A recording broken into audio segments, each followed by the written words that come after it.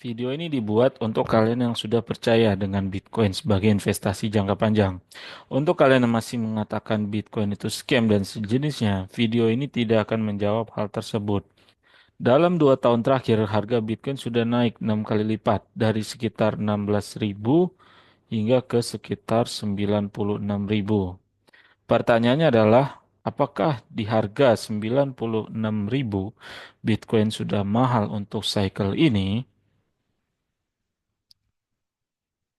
Untuk menjawab pertanyaan ini, kalian harus mengerti bahwa Bitcoin sebagai store of value itu backupnya adalah energi.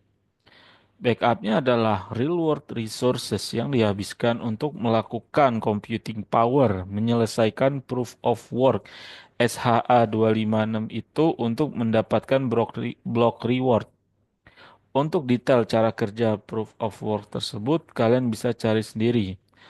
Real world resources ini berupa biaya listrik yang dikeluarkan, biaya untuk mengganti ASIC hardware yang lebih efisien setiap periode tertentu supaya miner tetap kompetitif, operasional gedung, gaji karyawan, dan lain-lain.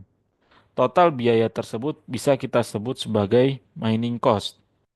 Di sini, matriks yang akan kita perhatikan adalah average mining cost.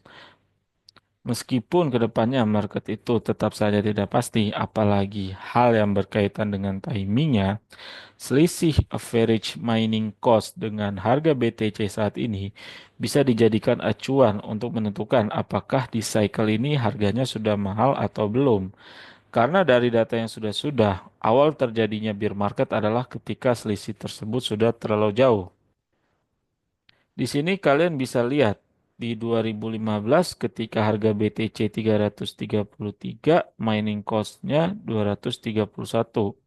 Seiring dengan berjalannya waktu, ketika harga BTC naik ke 657, mining cost-nya juga mengikuti ke 495. Lalu di Juli terjadi halving, lalu seiring dengan berjalannya waktu, ketika harga BTC naik ke 864, mining cost-nya masih mengikuti, ikut naik juga ke 693. Lalu berjalannya waktu lagi, ketika Bitcoin naik ke 1049, mining cost-nya juga ikut naik ke 1059.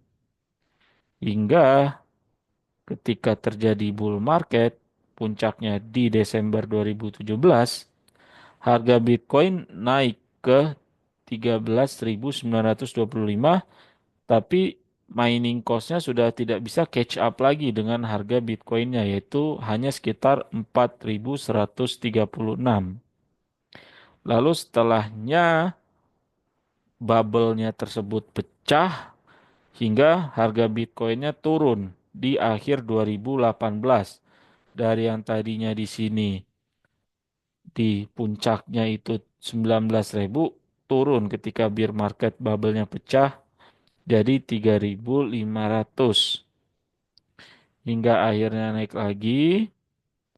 Terus di sini di pertengahan 2019 harga Bitcoin-nya naik lagi jadi ke 10.000. Harga mining cost-nya ini tidak bisa mengikuti. Hanya sekitar 5.400. Lalu membentuk lokal bubble lagi, bubble-nya pecah, turun lagi dia. Jadi ke 8.300 dengan mining cost 6.700.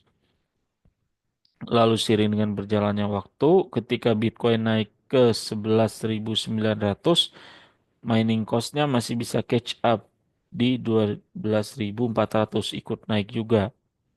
Hingga akhirnya bull market lagi di 2021, harga Bitcoin-nya naik banyak ke 51.700, tapi mining cost-nya tidak bisa mengikuti kenaikan harganya, yaitu hanya sekitar 20.000.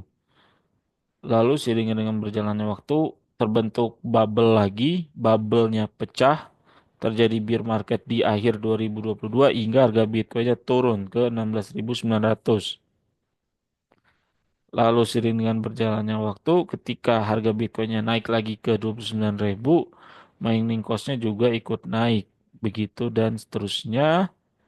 Dan sebenarnya dari grafik ini dengan melihat rasionya masih 0,88, kita bisa menyimpulkan bahwa di harga 97.000 ini Bitcoin masih belum mahal untuk cycle ini karena tanda-tanda terjadinya bear market itu adalah ketika harga Bitcoinnya sudah terlampau tinggi sedangkan mining cost-nya itu nggak bisa catch up seperti di 2017. Di sini kalian bisa lihat bahwa rasionya tuh sangat rendah 0,24. Artinya biaya mining sangat murah sedangkan harga Bitcoinnya sudah terlampau mahal. Begitu juga dengan ketika terjadi bull market di 2021. Di sini juga sudah mahal. Bitcoinnya 55.900, sedangkan miningnya jauh lebih murah dari itu, 20.700. Rasionya sangat kecil 0,37 dan setelahnya terjadi bear market. Dan di sini rasionya kalian bisa lihat masih 0,85. Jadi di sini di harga 97.000 itu belum mahal karena rasionya masih sama seperti yang sebelum-sebelumnya. Tidak ada tanda-tanda yang jelas bahwa akan terjadi bear market ke depannya.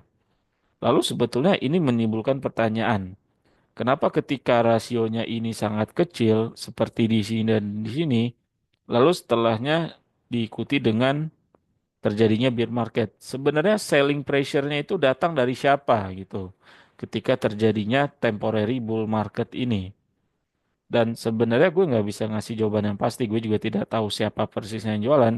Cuman menurut pendapat pribadi gue, ketika terjadinya bull market di 2017 dan di 2021, selisih miningnya jauh dengan selisih harga Bitcoinnya, miner yang paling tidak efisien sekalipun bisa make money sangat banyak di bull market ini dan di bull market ini.